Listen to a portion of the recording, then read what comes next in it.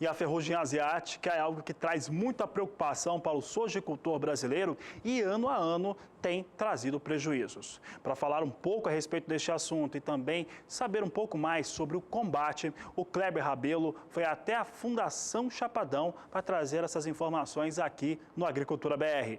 E aí ele sai e vai pelo vento. Esta é uma folha contaminada pela ferrugem asiática. É possível identificar a doença através dessas pequenas manchas escuras chamadas de pústulas de ferrugem ou lesões. Elas podem aparecer em qualquer estágio da plantação e comprometer toda a lavoura. A ferrugem asiática foi diagnosticada pela primeira vez no Brasil em 2001 e desde então é a principal doença que atinge a cultura da soja no país. A rapidez com que ela se espalha já causou perdas de até 80% da produção de lavouras e um prejuízo de 2 bilhões de dólares na safra anterior, segundo dados do consórcio antiferrugem da Embrapa. Diante de uma doença altamente destrutiva, o pesquisador da Fundação Chapadão explica que detectar o problema no início e controlá-lo pode fazer toda a diferença e ser um fator decisivo entre lucro e prejuízo em relação à produtividade da lavoura.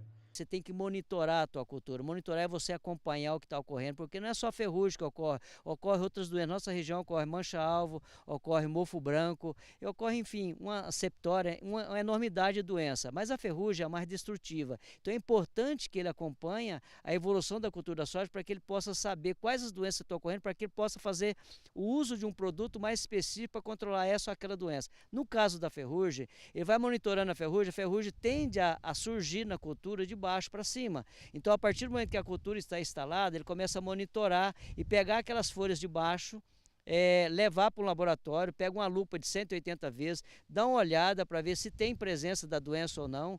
Então, isso é muito importante. De acordo com o último levantamento feito pelo consórcio antiferrugem, foram registrados mais de 430 casos de ferrugem asiática no Brasil na safra deste ano. O estado com o maior número de ocorrências foi o Paraná, com mais de 100 casos. Mato Grosso do Sul fica em terceiro lugar nessa lista, com 59 ocorrências registradas.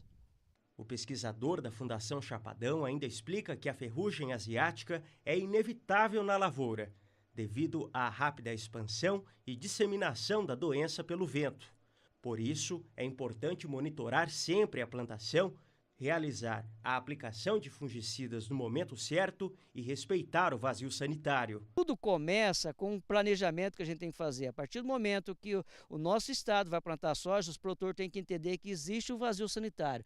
O vazio sanitário é o momento onde nós não podemos ter a cultura da soja presente numa outra lavoura que porventura a gente tenha implantado. Especialmente, isso falando milho safrinha, porque o vazio sanitário é de 15 de junho a 15 de setembro. Então isso é muito importante que o produtor faça esse vazio sanitário.